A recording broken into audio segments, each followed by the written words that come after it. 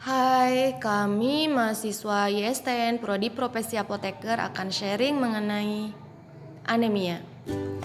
Sebagai remaja putri, pasti kita ingin selalu cantik, sehat, dan cerdas tanpa anemia. Oleh karena itu, kita harus tahu anemia itu apa sih? Anemia merupakan suatu keadaan menurunnya kadar hemoglobin, hematokrit, eritrosit, dan jumlah sel darah merah di bawah nilai normal. Gejala umum biasanya 5L. Selain 5L, kita bisa merasa pusing, berkunang-kunang, gampang mengantuk, dan sulit berkonsentrasi. Lalu, apa yang terjadi dalam tubuh bila kita mengalami anemia?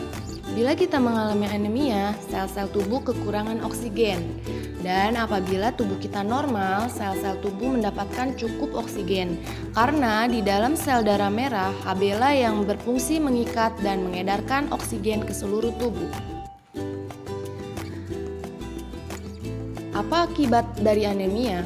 Akibat dari anemia, menurunnya kemampuan belajar, terganggunya kegiatan sehari-hari, daya tahan tubuh menurun, dan apabila kita sudah menikah nanti, memiliki resiko lebih tinggi mengalami masalah pada saat hamil dan melahirkan nanti. Apa itu penyebab anemia? Penyebab anemia karena pendarahan, misalkan pada saat menstruasi, lalu karena kekurangan asupan protein, asam folat, vitamin B12, dan zat besi. Dan bisa juga karena faktor genetik. Akan tetapi, penyebab utama anemia di Indonesia adalah kekurangan zat besi. Mengapa remaja putri beresiko mengalami anemia? Remaja putri beresiko mengalami anemia karena kebutuhan zat besi yang tinggi pada saat masa pubertas.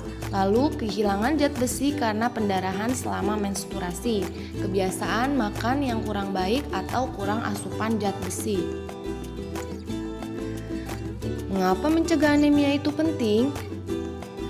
Karena saat kita sudah merasakan gejala, itu artinya kita sudah mengalami anemia yang parah. Anemia di tahap awal seringkali tidak menimbulkan gejala. Jadi, jangan tunggu sampai muncul gejala ya.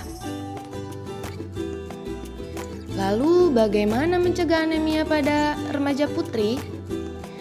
Caranya adalah penuhi kebutuhan harian zat besi. Makanlah makanan sumber zat besi, bisa dari sumber pangan hewani dan bisa juga dari sumber pangan nabati. Lalu minum tablet tambah darah atau TTD sesuai anjuran, 1 tablet sekali seminggu. Selain itu, konsumsi buah yang mengandung vitamin C akan membantu penyerapan zat besi. Akan tetapi, kebanyakan remaja dari kita tidak mau makan sumber makanan dari pangan hewani karena bikin gemuk. Benar nggak sih pangan hewani bikin gemuk? Tidak. Bila dikonsumsi dalam jumlah yang tidak berlebihan, supaya tidak mengalami kegemukan, hindari asupan kalori yang berlebih dan lakukan aktivitas fisik yang cukup. Selanjutnya, bagaimana sih anjuran minum TTD untuk remaja putri? TTD diminum 1 tablet sekali seminggu di hari yang sama, diminum setelah makan, dan diminum dengan air putih atau air jeruk. Jangan minum TTD bersamaan dengan teh, susu, dan kopi, karena dapat mengurangi zat besi yang ada dalam TTD tersebut. Apakah minum TTD menyebabkan mual?